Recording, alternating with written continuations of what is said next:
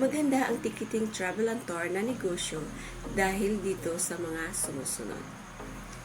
Una, malawak na market. Ang demand para sa mga travel services ay palaging mataas, lalo na sa mga gustong magbakasyon, magtrabaho abroad o kaya umuwi sa probinsya. Lahat ng uri ng tao, mula sa turista hanggang sa mga OFW, ay nangangailangan ng ticketing services. Pangalawa, mababang puhunan. Kumpara sa ibang negosyo, hindi ganong kalaki yung kailangan na kapital para makapagsimula ng ticketing business, lalo na kung online based. Pwede magsimula sa bahay at mag-focus sa online bookings. Pangatlo, recurring income.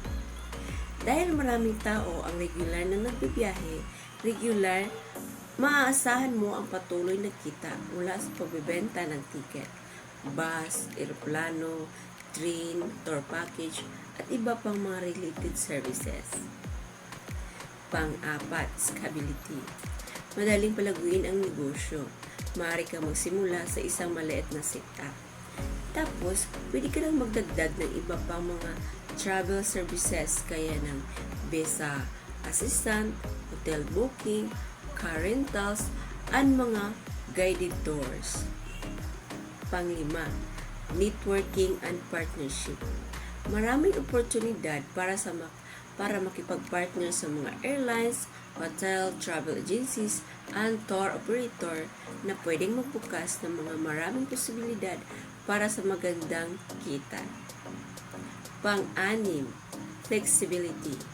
Ang ticketing business ay flexible sa oras at sa lokasyon. Pwede mo itong gawin online o kaya nasa opisina. Kaya mo rin itong tugunan ng mga pangangailangan ng local at international na clients. Pang-pito, travel incentives. Bilang bahagi ng travel industry, kadalasan nagbibigay ito ng discount o mga promotion perks. Ang airlines o ang tour operator sa mga nagbebenta ng ticket na pwedeng i-enjoy ng may-ari ng negosyo.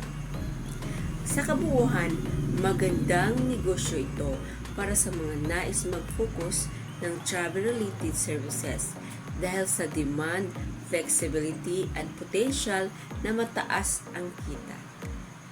Kung gusto mo ng itong klaseng negosyo, feel free to message direct me para ma-guide kita.